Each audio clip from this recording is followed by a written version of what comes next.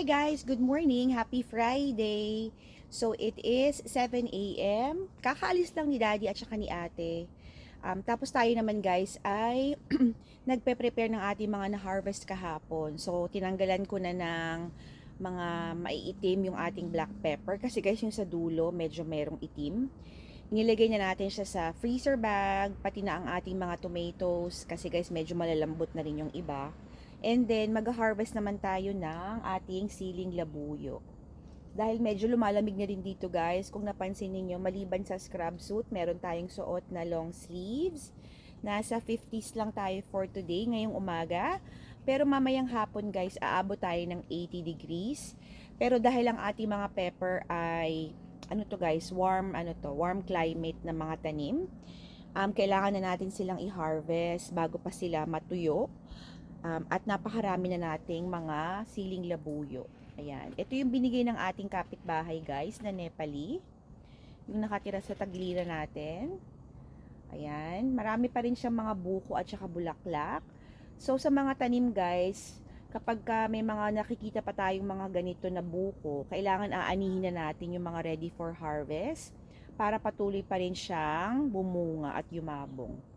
So tara na guys at samahan ninyo akong mag-harvest. Did you call me? What? Did you call me? Okay. So tayo ang maghahatid kay Jay. Pero bago ang lahat, i-harvest muna natin ito. Dapat pala guys, hindi ko alam kung pwedeng gugupitin siguro. Teka, kuha tayo ng scissors. So ayan, hindi pala siya pwede guys na hindi gugupitin. Diniligan din ko ni Daddy ngayong umaga. Kasi guys, dahil tayo ay sobrang busy, hindi na natin nagagawang magdilig minsan ng ating mga tanim. Ayan. Mahirap guys ang walang taga-video. So, teka lang. So, ayan na guys. Kumuha tayo ng tripod. Mahirap walang videographer guys. Sobrang dami na niyang pulang siling labuyo. Perfect na perfect to kasi guys, isinasama ko to sa mga sausawa natin, yung suka toyo. So ayan. Tapos susubukan din natin tong ipasok sa loob ng bahay ngayong winter. Lalagyan lang natin ng grow light. Tingnan natin kung ito ay mabubuhay all year round para meron tayong pepper. Like I said, ito ay bigay ng aking kapitbahay na mahilig din magtanim.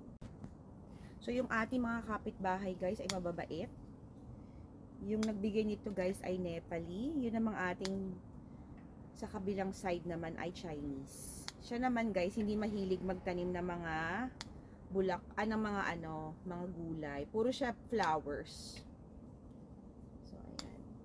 Pero yung ating kapitbahay na Nepali guys, marami siyang kung ano-anong tanim. Meron pa siyang lettuce, meron siyang banana. Mabait si neighbor. Hindi ko nga lang alam yung pangalan guys, kasi hindi siya nakakasalita ng English. Hindi ko naman siya maintindihan guys nung sinabi niya yung pangalan niya. Ayoko naman guys pagtanong pa ulit-ulit. Can you repeat? Basta ganon. Pag nakikita kami ni neighbor, hi, hello talaga kami. Lalo na pagsabay kaming nagdidilig. So, I think okay na to. Yung iba orange Yung iba green pa. Yan.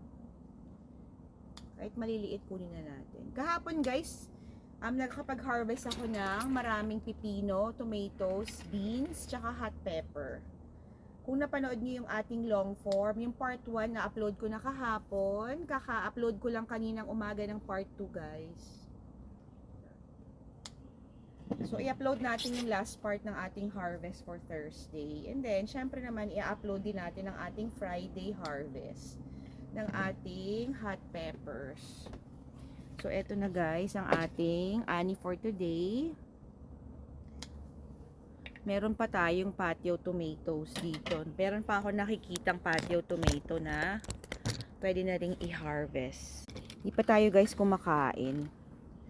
Wala pa rin tayong masyadong kape. Pero meron ako nakita guys. Kunin na natin to. Ayan. Tapos meron pa rin dito. Etong patio tomato na to guys, napakaliit lang ng paso, pero napakadami na nating na harvest. So ang gagawin ko guys, baka next year, malamig. Next year, yan na lang ang ating itatanim. Kunin ko na ang ating tripod. Because struggle is real. Pag wala tayong taga-video, mahirap. But anyway, ito na guys ang ating na-harvest na siling labuyo. Marami-rami din siya. Tsaka 2 kamatis. And then, ito na guys yung mga kamatis na i-freeze natin. Ito guys, ready na to sa winter. Ito naman yung ating mga hot peppers na na-harvest. Tingnan nyo guys, maliban dito sa kamatis na nasa supot, meron pa tayong mga gagamiting kamatis. Ito hindi pa masyadong malalambot.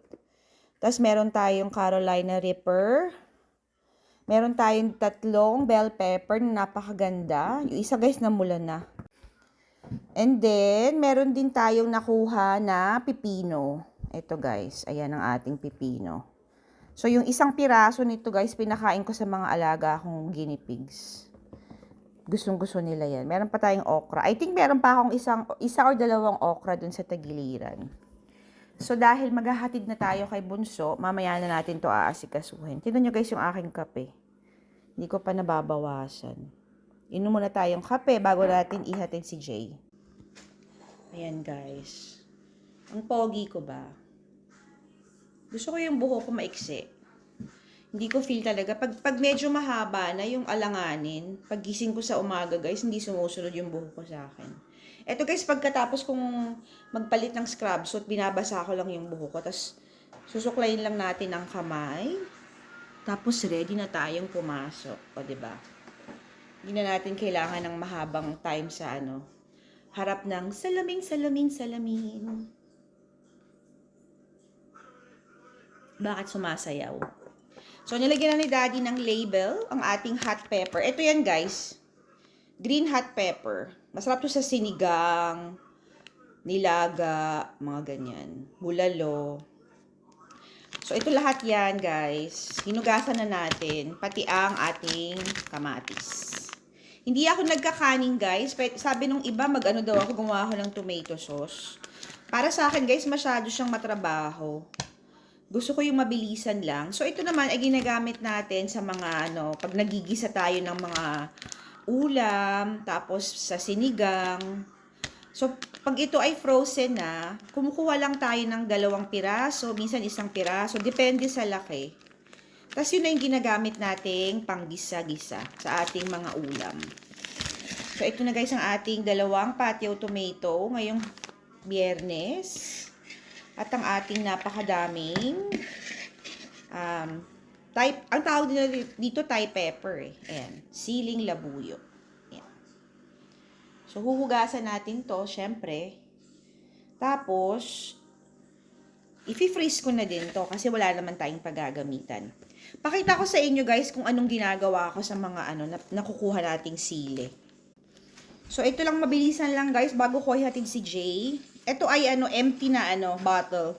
Pero ito ay suka. Naglalagay tayo ng iba't ibang klaseng maaanghang. Ha? Wait, is it No. Maanghang na sili. Parang nakaburo siya, guys. So, meron tong black pepper. Meron tayong Carolina Reaper. Meron akong siling labuyo dyan. Tapos, kapag malapit nang maubos, refill na lang tayo ng refill. And then, maliban pa sa suka, guys, meron din tayong isa pang bote ng sausawan. Ito naman ay suka at toyo. Ganun din, guys, marami ring mga sili dyan. Kaya pag ginamit namin to ni Daddy sa sausawan, talagang nanonood yung anghang. Napakasarap. So, yung mga sili ko, guys, hindi naman nasasayang. Meron tayong pinagagamitan. Inom pa rin tayo ng coffee. Time check, it's 7:10. Alis na kami ni JJ. Hatid ko na muna siya sa school. Tapos, babalik pa ako sa bahay. Kasi, guys, ang patient pa natin ay 9 a.m. So, mag-aasikaso muna tayo ng mga gawaing bahay. Samahan ninyo akong mag-drive sa school.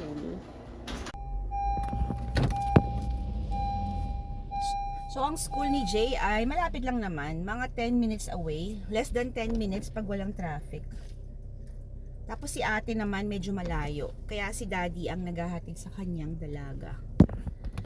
Pwede kong ihatid si ate. Pero sabi ni daddy, gusto daw niya siya ang maghahatid sa kanyang prinsesa. Kaya pagbigyan yan. Tapos si daddy na nagsusundo kay ate sa kanyang volleyball practice. So si daddy talaga ay masyadong mabantay, maalaga sa kanyang dalaga. At si JJ naman ay makamama. Actually hindi masyado na guys. Medyo nagiging mahiyain na yung aking binata. Mas more on daddy. Pero pag may chance maglambing yung anak kong bunso, mayaka pa rin talaga siya, tsaka ma-I love you. Kaya kinikilig pa rin tayo ng bonggang-bongga. Did you get your Doritos?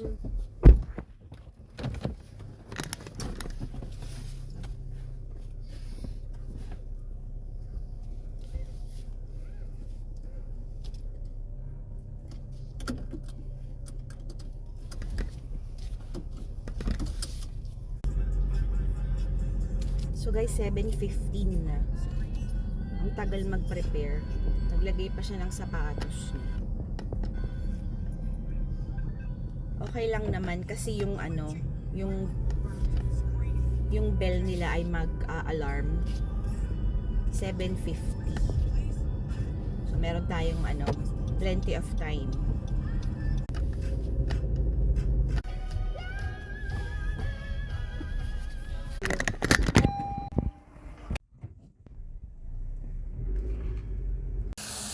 Hi guys!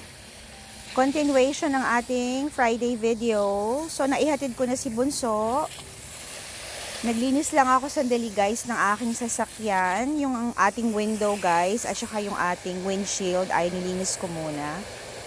And then nagidilig na tayo ng ating mga pananim sa ating harapan.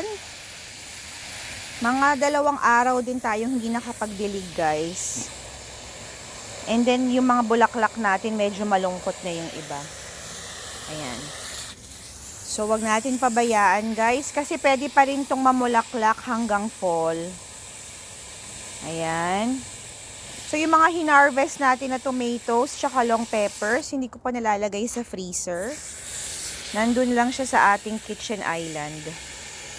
Ito namang mga Carolina Reaper natin, guys, ay aanihin na din natin. Marami tayong maka-harvest, tapos marami pa rin siyang mga bulaklak. So, dire-diretso pa rin ang tubo nito guys. Kaya wag natin pabayaan. Kasi yung mga tanim ko guys, nasa paso lahat. Kaya madaling matuyo yung lupa. Kaya kailangan talaga agad-agad yung pagdilig.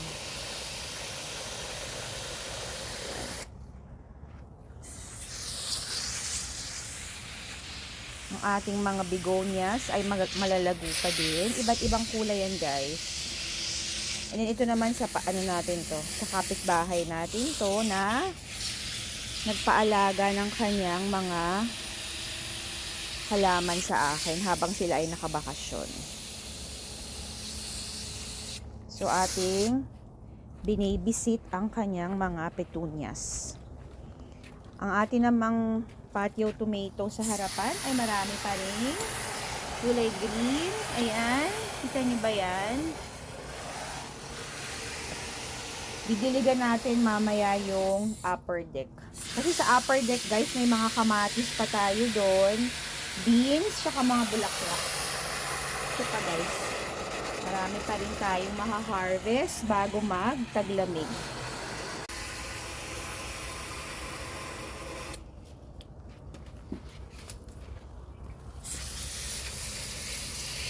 Dito kami guys ni Daddy nagkakape or umiinom ng tea sa hapon. Minsan naman Yakult, minsan mango shake. Pero since malamig na guys, hindi na tayo iinom ng mga malalamig na inumin. Baka ano na lang guys, tea time and coffee time.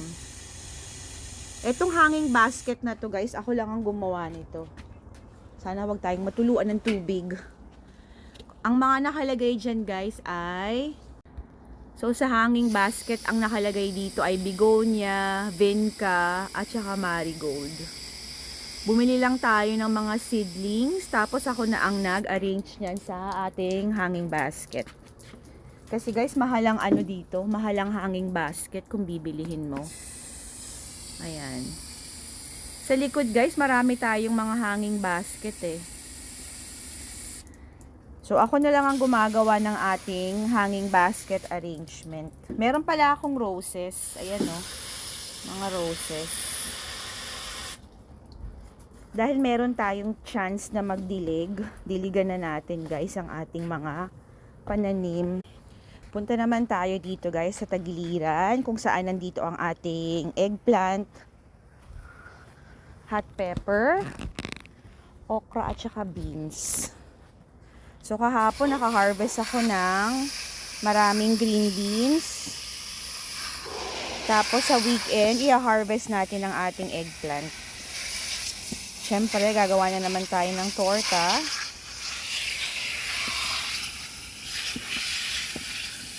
Dito meron tayo sa first box guys, meron tayong eggplant tsaka beans. Ayan guys oh. Meron tayong dalawang magkatabi tsaka ito pa. Ayan. Tapos ito pa rin guys, meron pa dito. Tapos may mga bulaklak pa din siya guys. So didiligan lang natin yan para patuloy na mamulaklak. Kasi malay mo naman, 'di ba? Marami pa tayong maani bago magtaglagas. Syempre yung mga ano natin, mga pananim natin, guys. Gusto nila mainit yung weather.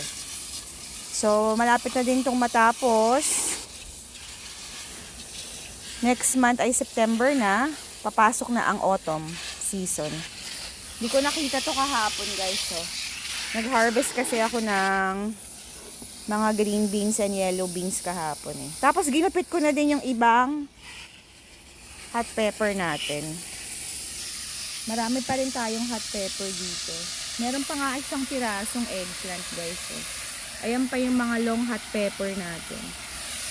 Hindi ko pa natanggal lahat. Ayan, meron pa. Tapos may mga bulaklak pa din siya. So, posible pa rin tayong madagdagan ng mga hot pepper. Ito naman yung beans. Yung iba guys, hindi ko nakita kahapon eh. Hindi natin masyadong nahawi. Ayan mga hot pepper natin. Tingnan nyo yan, nangingitim. So, hindi natin mapapakinabangan yan. Pero yung mga dahon, pipitasin natin. Pitasin ko guys yung mga yellow wax Cherokee na hindi natin napitas kahapon. Nagtatago kasi sila eh. Ayan guys, may mga beans dito. Tingnan nyo guys, kahit saan meron akong tanim na beans. Kung saan siya merong ekstrang lupa. Nagtutusok tayo ng buto. Ayan. Wala akong dalang gunting eh. Pero gusto ko nang gupitin lahat ng mga peppers natin dito. Para ma-freeze. Ayan o. Tapos yung mga ano nito guys, yung mga dahon, ilalagay natin sa maliit na freezer bag para sa ating tinola. Tingnan natin dito. Ito puro green beans to eh. Ito meron guys oh. So magluluto tayo ng pansit ulit. Or masarap din tong ilagay sa sinigang eh. O kaya nilaga. Ayan guys, meron pa. Pag kasi maaraw guys, hindi ko minsan maaninag. Ayan. May mga nagbubutas dito. Hindi ko alam kung chipmunks yun eh. May mga bulaklak pa siya guys eh. So, ibig sabihin, pag may bulaklak pa, makakakuha pa tayo ng mga beans. Tapos, marami pa rin tayong eggplant to. 1, 2, 3, 4, 5, 6, 7, 8. Siyam pa rin tayo guys na eggplant to. May eggplants. May mga bulaklak pa. Ayan. So yung bulaklak nun, syempre pag na-pollinate ng bubuyog, magiging siyang eggplant talaga. Kaya nagtatanim tayo ng mga bulaklak. Pantawag ng mga bubuyog. Ayan guys. Mga nakaligtas na mga green beans na hindi natin naani kahapon. Dagdag natin sa ating harvest from yesterday. Yan. Agoy, nahulog. Okay. Siyempre madumi yung kamay natin. Okay. Malapit na mag alas 8 guys. Magpe-prepare na din ako ng aking sarili para sa work. So, lagay ko muna dito ang ating harvest. Yan. Madumi ang ating kamay. Okay guys, bilisan na natin ang ating gardening serye. Dahil tayo ay meron pang trabaho. Diligan ko rin muna yung mga tanim ko sa likodan guys, kasi kailangan na nila ng tubig. Okay guys, dito na tayo sa ating backyard, kung saan tuyong-tuyo na ang ating mga pananim. Marami pa tayong dito guys, mga green tomatoes. Grabe, nag-uumapaw talaga yung kamatis. Sabi ni Daddy, wag na daw ako masyado magtanim next year kasi hindi naman namin nako-consume lahat.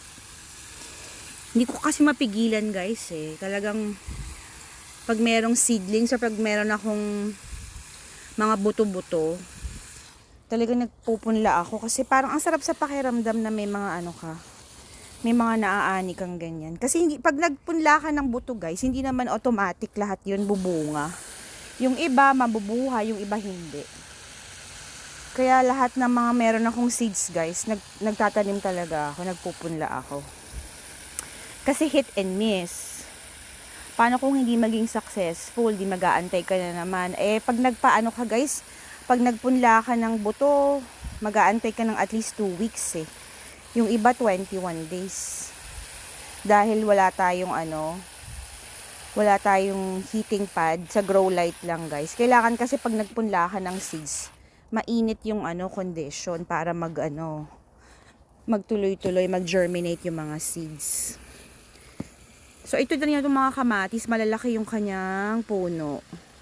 Para tayong gubat. Sabi ni Daddy, 4 na kamatis lang kami next year. Mga patio tomatoes lang, okay na. Taon-taon sinasabi ko yes, pero hindi ko siya sinusunod. Because why not? Choknut.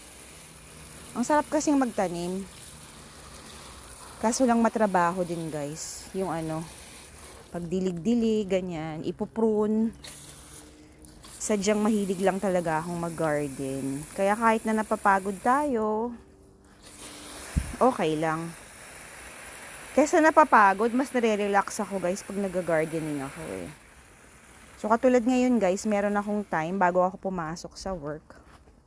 Kaya naman, nagdilig muna tayo. Tingnan nyo itong zinnia ko, kawawa naman oh. Hindi namin masyadong na-enjoy itong lower deck. Meron pa nga tayong swing dito eh. Sobra kasing busy talaga ng buhay natin. Kapag yung mga bata ay busy, asahan mo ang mga magulang ay busy din. Pero guys, hindi naman natin sila pwedeng pigilan sa kung ano ang mga gusto nila sa buhay. Lalo na nag-e-enjoy naman sila sa kanilang mga sports events. Basta kaya natin silang suportahan, go, go, go lang tayo. Itong mga kamatis kasi ang lalaki. Isa na natin guys ang ating, wala na ako masyadong ma-video guys sa ating araw-araw na ganap. Tingnan nyo itong kamatis, napakalaki guys. Ayan, namumula-mula na oh. Ito hindi pa tayo nakaka-harvest dito. Late na itong nagbunga eh. Itong kamatis na to. Tingnan nyo kung gaano kalalaki. Jumbo. Ayan. Ayun pa guys. Pero green pa. Ito rin kamatis din to na may beans. Yung lupa nga natuyo na eh. At ang ating watermelon ay nahulog na. So next year, hindi na ako magtatanim ng watermelon. Dahil sayang ang ating dinidilig. Although yung isa guys na harvest natin, nakain natin yung isang baby watermelon. But it's not hindi sulit yung ating pagdidilig. Kasi isang piraso lang yung nakain natin. Matamis naman siya guys. Sabi ni Daddy, ba't hindi na lang bumili sa tindahan? May point naman si Daddy. Itong ating green beans, ang dami pa rin. Tingnan nyo guys, oh. Sa maliit na pasulang yan, eh. Nakakatuwa. Tapos ang ating kalamansi from Miles Hardy, ang ating yellow balm ay nagtagumpay. Nilagay ko lang yung buto guys, ayan na siya. Ayan. Baka kasi madumihan ako eh. Naka-scrub suit na kasi ako guys eh. Basa kasi yung mga ano. Etong marigold natin ay sobrang natuyo oh. Kawawa naman. Pag diniligan mo naman yan, mamaya ano na ulit sila, happy na sila ulit. Yan ang disadvantage kapag yung tanim mo ay nasa paso. Mabilis siyang matuyo. Kaya kailangan agad-agad yung dilig. Ayan. Ito guys, ano din to, green beans din to. Ayan, tingnan nyo. May mga beans pa rin tayong ready. At sa ating hanging basket na petunias and begonias. So, kunin na natin to.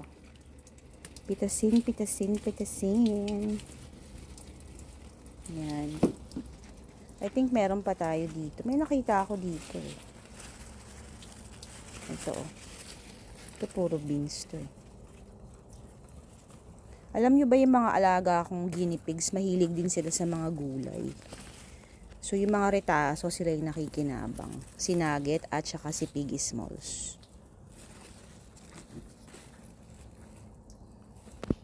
Okay guys, nakabalik na tayo sa loob ng bahay.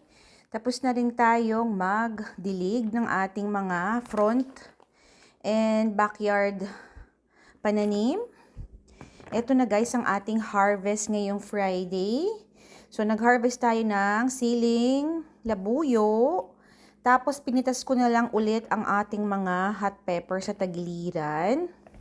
Ito na yung ating i-freeze.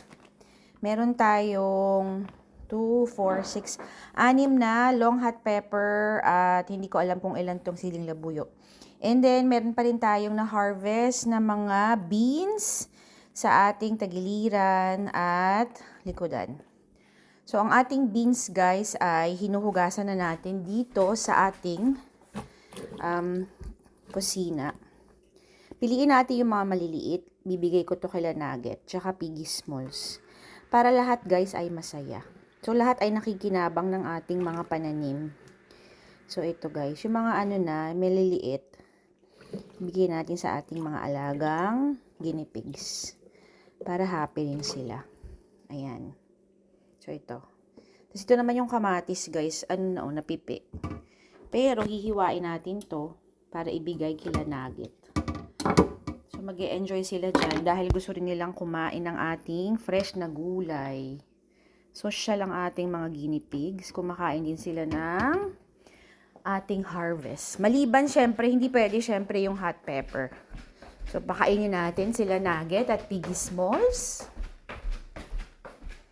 Hello, Nugget. Pinakain na sila ni Daddy ng hay, pero ito ang inyong tomatoes. Para maganda ang inyong kutis. Charing. Here, Nugget. Tingnan nyo guys kung gaano nila kaano to. Enjoy na enjoy. Nugget, here. Piggy Smalls. Beans. Here. Oh, diba? Piggy Smalls, here. Piggy Smalls. Piggy Smalls, here. Piggy Smalls. Here. Oh. Everybody happy.